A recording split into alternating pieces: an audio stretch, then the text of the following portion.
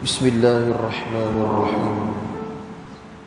Assalamualaikum warahmatullahi wabarakatuh. Alhamdulillah, alhamdulillahi rabbil alamin. Wassalatu wassalamu ala ashrafil anbiya'i wal mursalin wa ala alihi wa sahbihi ajma'in.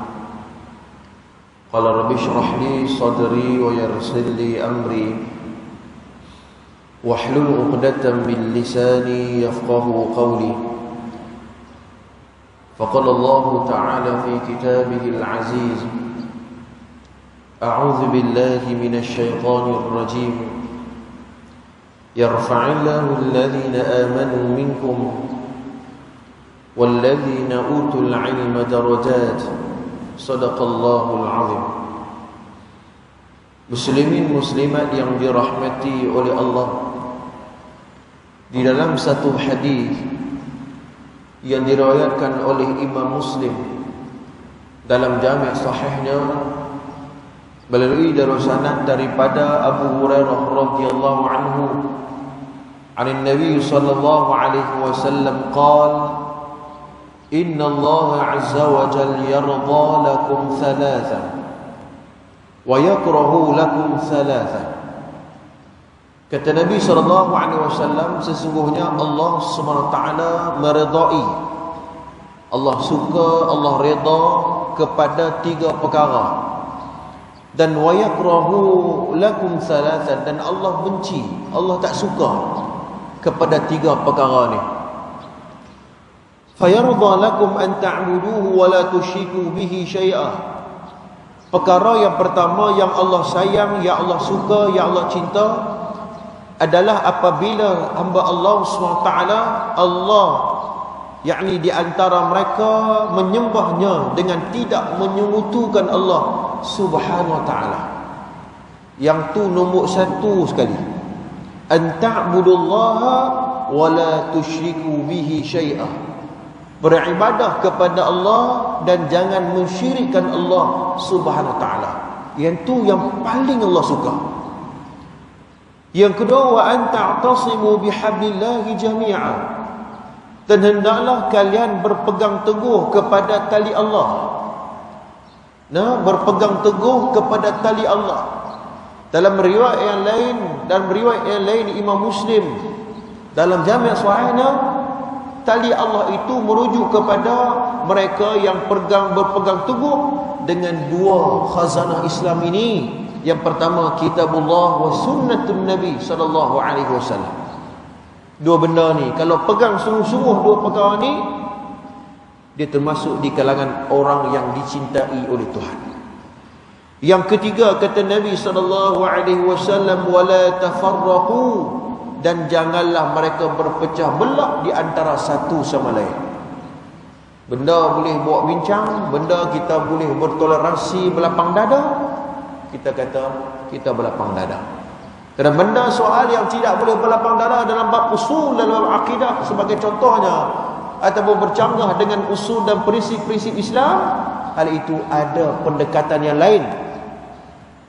Maka secara asasnya Allah SWT tak suka kepada orang yang suka berpecah belah ni, ya, bermusuh-musuhan dan sebagainya. Kita kena wala tafarraqu, jangan di antara kita ni yang ada sikap begini. Kemudian kata Nabi SAW, wa yakrahu lakum qil, dan tiga perkara yang Allah benci, yang Allah tak suka, yang kalau boleh jangan kita buat benda ni dalam hidup kita. Yang pertama kata Nabi SAW, iaitu mereka yang qila wa qala wa kathratus su'al wa idha'atul mal. Yang pertama kata Nabi SAW, mereka duduk dalam kehidupan yang sia-sia, buat benda yang tak ada faedah, buat benda yang tak ada kaitan kepada dia, yang tidak bertambah ilmu dia, tidak memperbaiki akhlak dia, buat benda yang sia-sia, yang tidak ada faedah. Orang Islam bila dia buat satu perkara, dia fikir apa kesannya.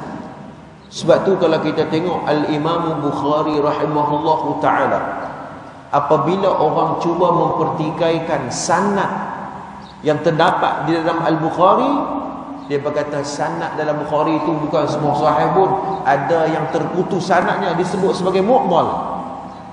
Bila kita cek balik, rupanya Imam Bukhari rahimahullahu ta'ala yang kata sanad Imam Bukhari tak bermasuk tu dalam kitab sahihnya, rupanya manhaj Imam Bukhari, dia kata apa? Imam Bukhari, aku tak mau mengulangi sanad yang telah aku ulang pada awalnya.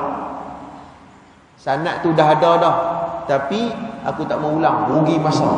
Imam Bukhari, ini metodologi manhaj Imam Bukhari dalam menyusun hadis. Tapi kalau orang tak faham, dia kata Imam Bukhari, tengok dalam kitab Sahih Bukhari, sahih kitab Sahih pertama kot, tu pun ada sanad yang terputus. Maksudnya dia tak belajar ilmu hadis.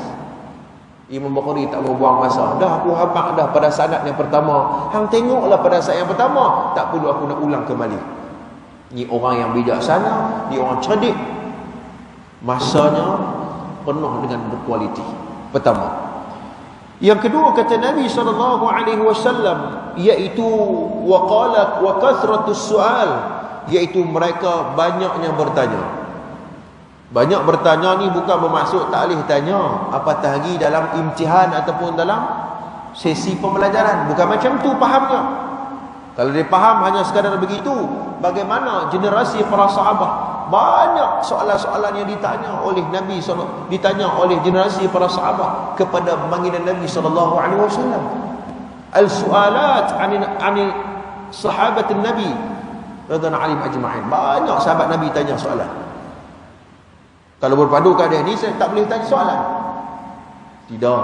Hal ini bermaksud bahawa soalan yang ditanya tu biarlah soalan yang berkualiti.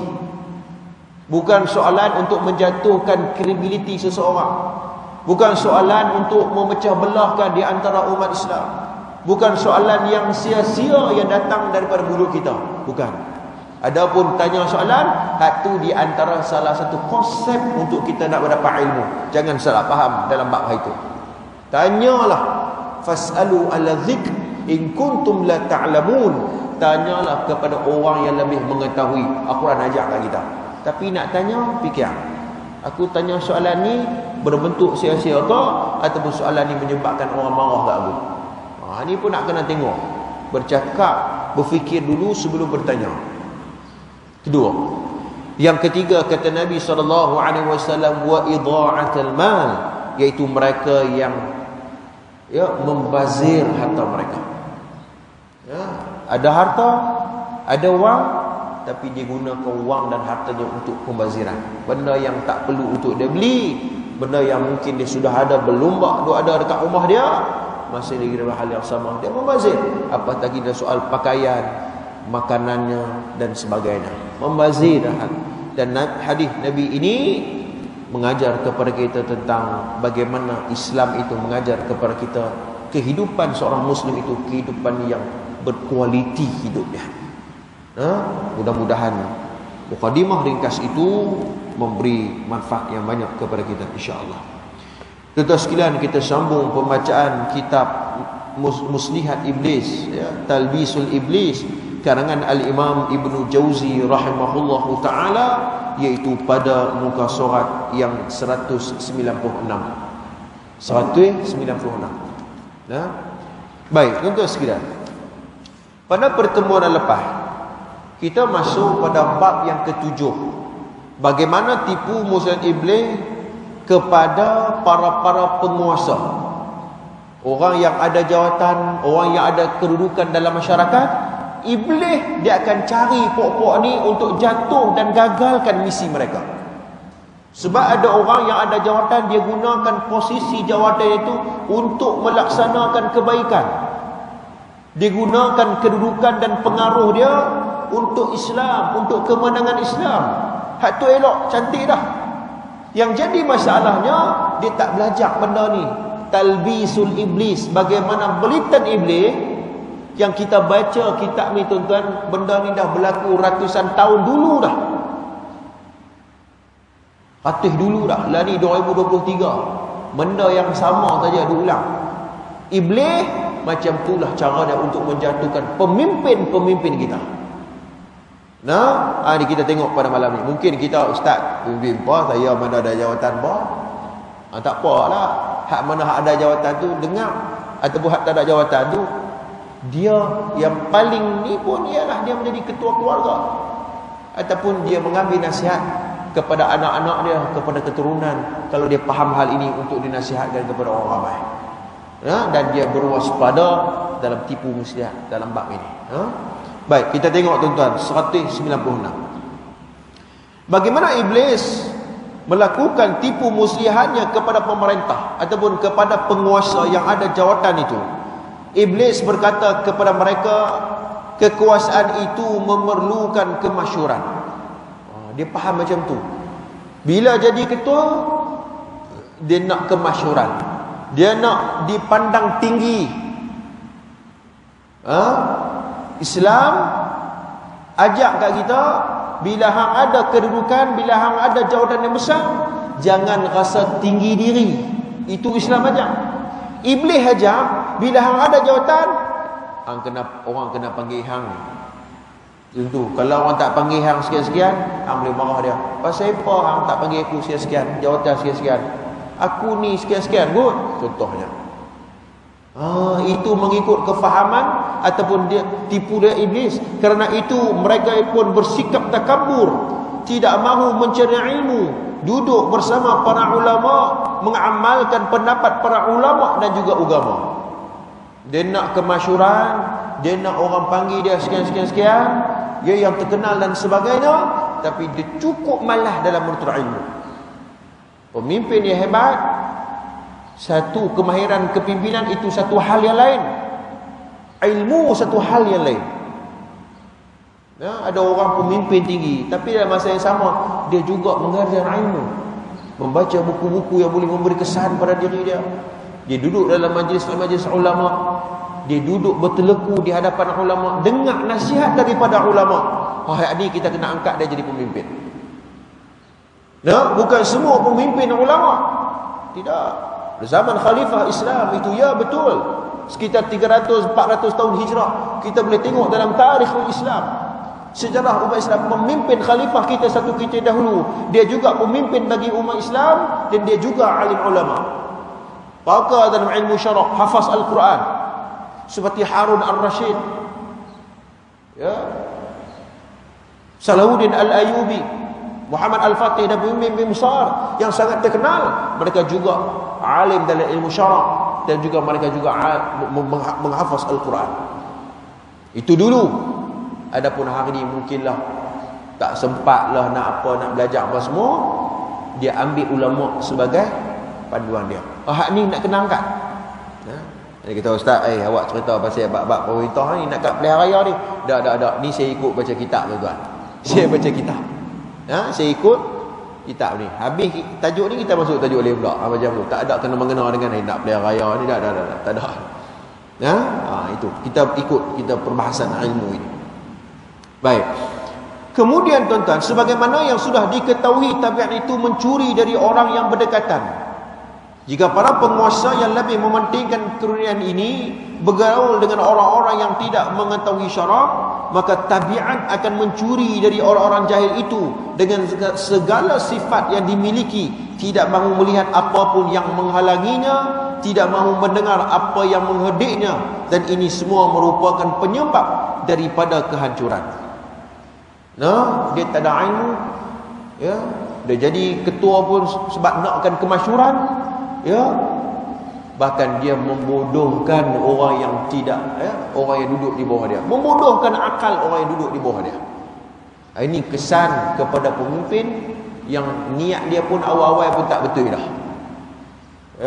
Pemerintah yang awal-awal dia nak jadi ketua tu pun pada awalnya niat dia dah tak betul dah. Bukan macam tu sifat. Konsep Islam, semakin tinggi kita, semakin kita merendah diri sesama manusia. Yang tu agama ajak.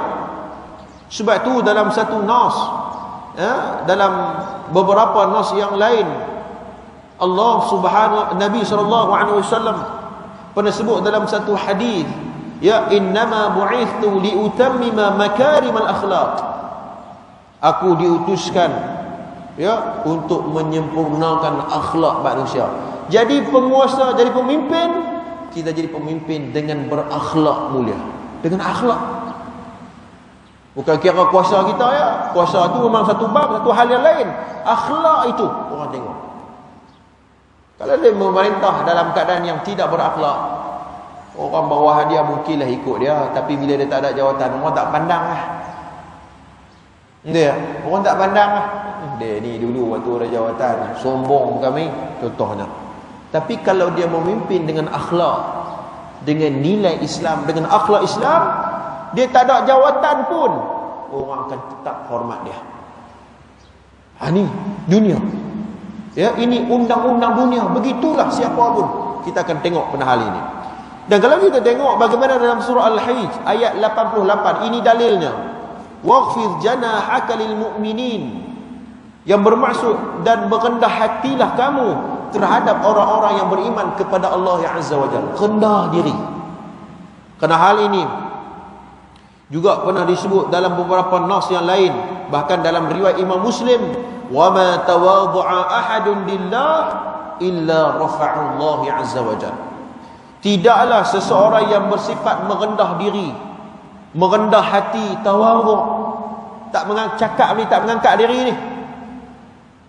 Nah, kita kenal dia ni orang yang merendah diri, tawadhu'. Dia tawadhu' kerana Tuhan.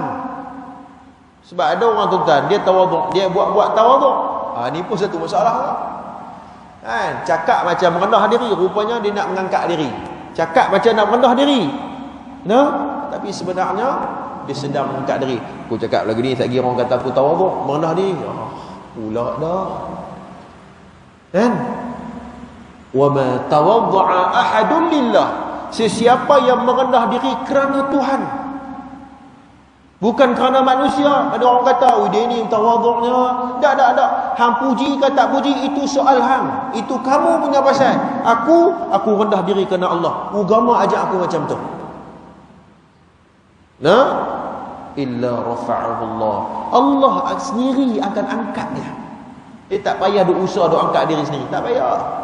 Dia merendah diri, tawaduk kerana Tuhan, Allah akan angkat dia. Ya, mungkin melalui akhlaknya, mungkin melalui ilmunya, seperti mana nas yang saya sebut tadi, yarfa'illahu alladhina amanu minkum walladhina utul ilma darajat. Allah SWT janji dalam Al-Quran, Allah akan angkat darjat, beberapa darjat di kalangan orang mukmin dan di kalangan ahli ilmu. Ahli ilmu, dia beriman kepada Allah dan dia ada ilmu, Allah akan angkat dia. Tak payah kita duduk. Hari ni tuan-tuan sekalian, medsos arus perdana pada hari ni mudah sangat dah jadi ulama jadian. Dia cakap apa viral sikit, dia guna apa semua handset dengan teknologi yang tinggi, ya, dia upah orang untuk bayar sekian-sekian video, buat video dan sebagainya, contohnya, dan dia terkenal. Padahal kalau kita tengok dari sudut ilmunya, biasa saja. Saya nak sebut bahawa bagaimana hal ini sebenarnya ia berbentuk, ya, pentarbihan hati ini, didikan hati, ya, didikan hati ini, ya, muslimin muslimat yang dirahmati oleh Allah Subhanahu wa taala. Karena hal ini pernah disebut dalam riwayat yang lain, wa inna Allaha auha ilayya an tawadhu hatta la yafkhara ahadun ala ahadin wala yabghi ahadun ala ahad. Hadis sahih riwayat Imam Muslim.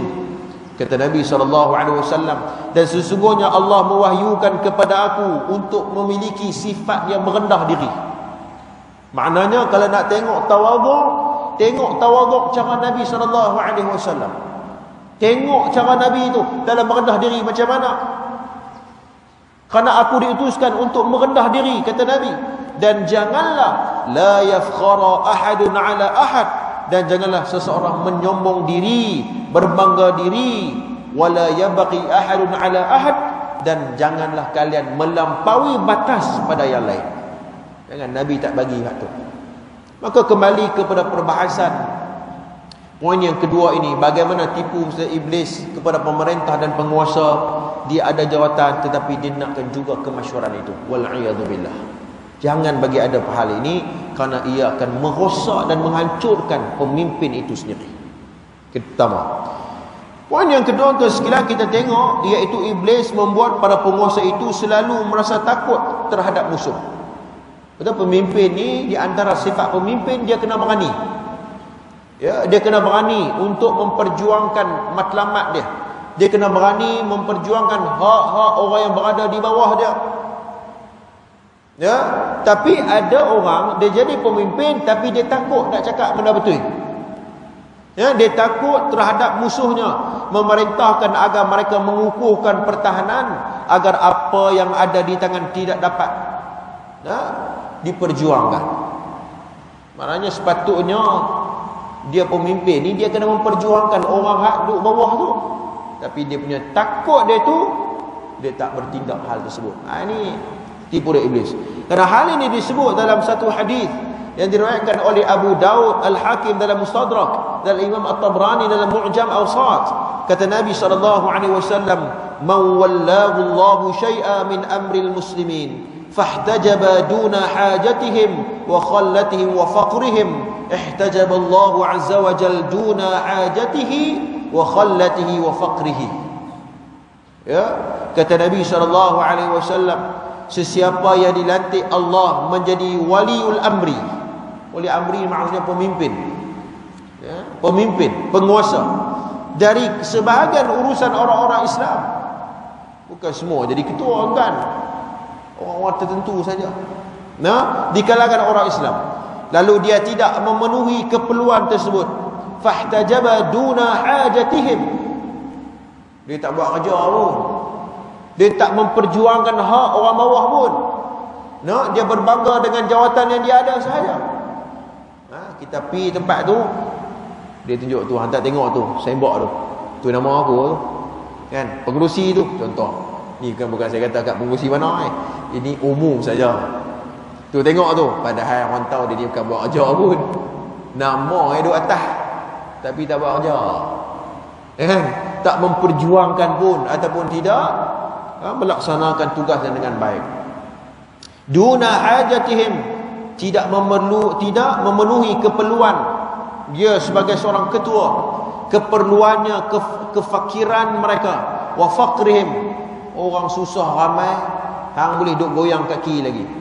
Orang nak makan pun susah, hang boleh enjoy lagi, hang boleh berseronok lagi dengan kekayaan yang ada. Wa faqrihim, kata Nabi SAW. Ya, ihtajaba Allah azza wa jalla, maka Allah SWT tidak akan memenuhi keperluan dan kefakirannya. Hanya Allah tak akan bantu dia. Allah tak akan bantu dia. Sebab awal-awal lagi dia pemimpin yang tidak maknanya tidak melaksanakan tugasnya dengan bertanggungjawab. Baik, itu yang kedua. Yang ketiga, kata Al-Imam Ibnu Jauzi rahimahullahu taala, mereka melantik orang-orang yang tidak memiliki kemampuan dari mereka yang tidak mempunyai ilmu dan tidak kuat. Ini pun masalah juga. Ya, pemimpin ni dia ada jawatan, dia nak jawatan tu, tapi tak mampu. Tak mampu dan tak mempunyai ilmu, dia tidak mempunyai kemahiran dan dia tidak kuat untuk pegang jawatan tu. Kan? Tapi kalau bab ni tuan-tuan, bila duk pakai hujah dia kata apa, aku ni tak layak. Bila tak layak ni pakai semualah, pakai tak pegang jawatan tu. Kan? Bila orang pilih dia, bila orang pilih seseorang ni, ramai orang setuju dengan dia. Dia pun ada bakat kepimpinan, walaupun dia tu rendah diri, kita cari orang lain lah. Tapi dah orang nampak dia. Talent, bakat pemimpin tu ada dekat dia. Karisma dia tu ada dekat dia. Waktu tu hal lain pula.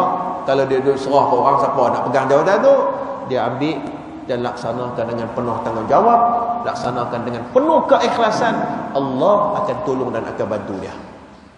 Macam tu. Perbahasan pun yang keempat ni merujuk kepada dia nak sendiri jawatan tu, tapi benda tu dia tak mampu pun. Gitu tak? Dia tak mampu, dia tak ada ilmu, dia tak ada kemahiran, dan dia tak kuat untuk memimpin jawatan tersebut. Yang ni yang jadi masalah, dan ia menimbulkan fitnah kepada jawatan tersebut dan fitnah kepada dia, bahkan merosakkan kepada orang yang duduk di bawah dia sendiri pun. Sebab tu dalam nas Al-Quran, Allah SWT menyebut di antara ciri-ciri pemimpin, Al-Qawiyyu Wal-Amin. Dia ada kemampuan untuk buat benda tu. Yang kedua, mestilah amanah.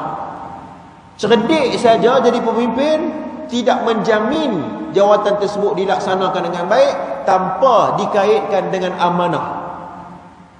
Amanah saja, baik saja, dia kata dia ni tahajud tak pernah tinggal, okey, boleh rate kat dia. Tapi kondak mesyuarat pun tak erti, nak buat keputusan pun tak berani. Macam mana nak buat satu, nak jadi pemimpin? Baik itu satu hal yang lain.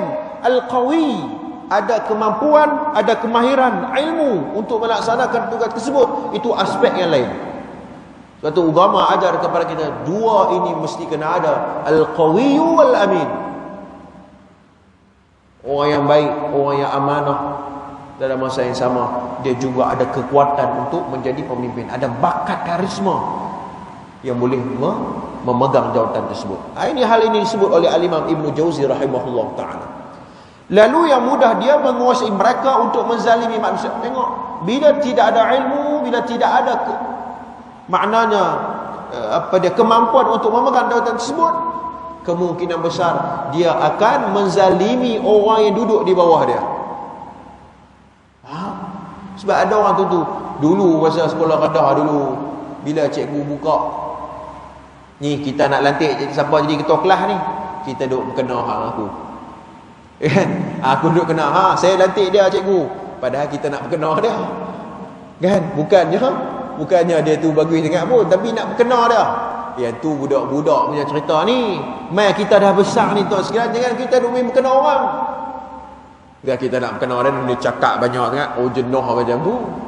Dia cakap banyak tu, dia bagi pandangan, kita ambil. Adapun nak pegang jawatan tu, tak payahlah. Kita cari orang yang ada kebolehan. Dia buat panggil macam sekolah rendah dulu. Jaga. Ni cakap banyak, kita bagi dia. Bukan macam tu.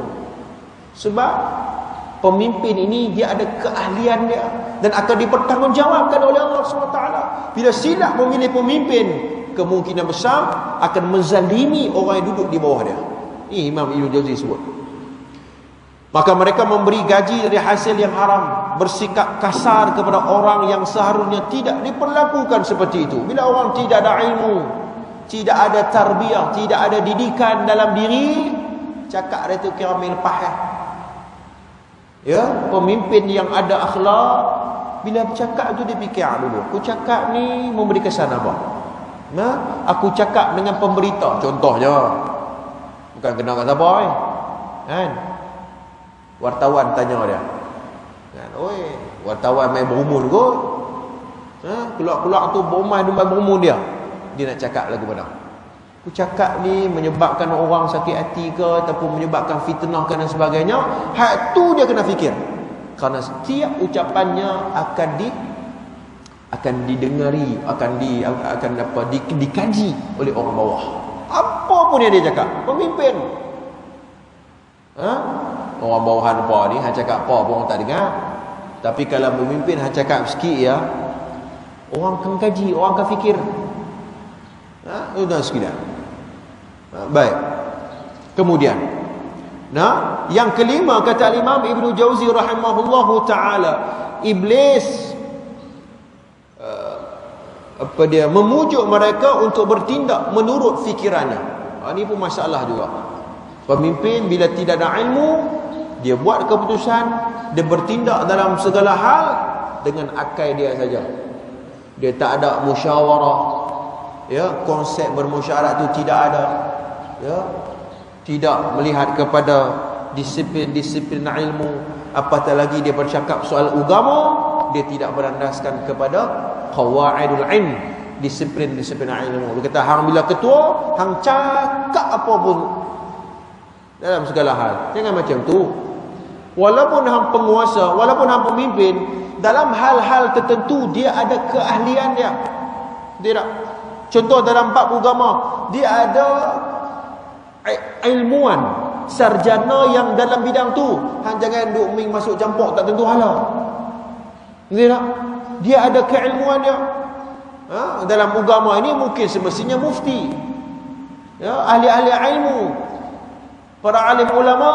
Bila dia tak tahu mengeluarkan sesuatu pandangan dalam sudut agama, tanya orang yang lebih alim. Dia kata, dia ketua kita kot. Memanglah ketua, tapi hang tengoklah dia ni tak mengaji pun dalam bab agama. Mungkin dia mengaji dalam bab yang lain. Dia tak belajar usul fiqh, dia tak belajar usul hadis, tak belajar usul tafsir. Ini semua khazanah yang cukup dalam untuk dia gali, yang berbeza semestinya dengan ilmu yang dia ada. Tak sama. Maksudnya pemimpin tu bila nak cakap, dia kena tengok aku cakap ni bidang aku ke bidang alim. Kalau bidang alim, jangan dia cakap lah, serah kepada ahli dia. Dan itu lebih selamat. Itu lebih selamat. Yang duk jadi hari ni tuan-tuan, bukan bidang dia pun dia cakap juga. Jadi ia menjadi fitnah kepada jawatannya sendiri. Dia menggunakan akalnya.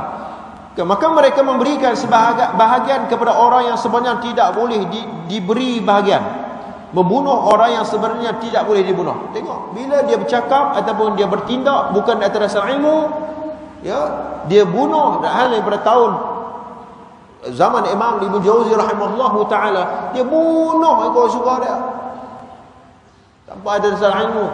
Dalam agama bukan tak ada pensyariatan bunuh tu, ada, tapi betapa ketat pada tahap yang disebut tu, seperti qisas ke, bayar dan sebagainya. Itu hal-hal hukum-hukum dalam syarak. Hal itu ada perbahasan khas yang membincangkan hal tersebut. Ada kriteria-kriteria yang cukup ketat untuk melaksanakan hukum-hukum tersebut, dan sebagainya. Tapi orang yang tidak ada ilmu, dia kata bunuh saja, bukan atas dasar ilmu dan juga kebenaran. Yang ni yang kita tidak mahu. Muslimin muslimat yang dirahmati oleh Allah Subhanahu Wa Taala. Lalu mereka beranggapan bahawa semua ini untuk pertimbangan politik sahaja. Kata tak ada apa, ini bukan ada kaitan dengan agama pun, ini hanya ijtihad politik. Kata dia ini adalah ijtihad politik, kebijaksanaan dalam berpolitik. Maka dia bunuh apa semua atau bertindak bukan atas dasar ilmu. Jangan begitu. Sebab tu Al-Imam Al-Ghazali dalam kitab Al-Mustafa, ini kitab usul fiqh, Imam Ghazali kata apa? Ad-din wal harith, ad-din, agama dan juga pemimpin itu al-harith minad-din, dia ialah penjaga bagi agama. Ad-din, Al-Quran, hadis itu ialah agama. Siapa yang nak menterjemahkan hal tersebut? Pemimpin-pemimpin yang ada fikrah Islam, yang ada pengahitan Islam. Mereka inilah yang akan menjaga agama, melaksanakan apa yang agama dalam jawatan dia. Seperti mana kata Imam Mawardi dalam Ahkam Sultaniyah, iqamatud din wa siyasatud dunya bih.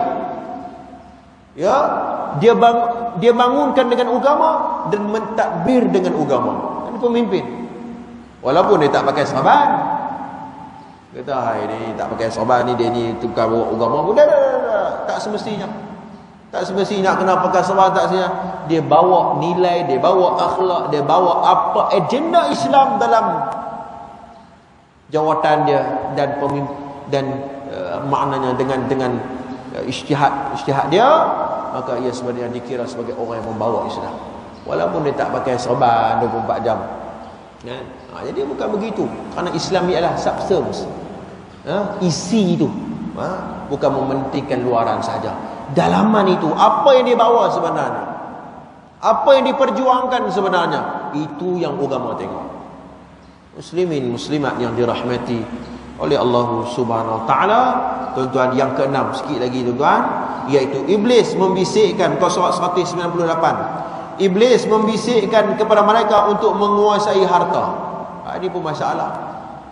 Bila orang bagi jawatan, dia pegang ada kedudukan sikit, dia kata ini ada peluang untuk aku mengayakan diri aku, untuk memperbanyakkan hartaku, untuk besarkan rumahku, untuk beli kereta baru bila aku ada jawatan ni.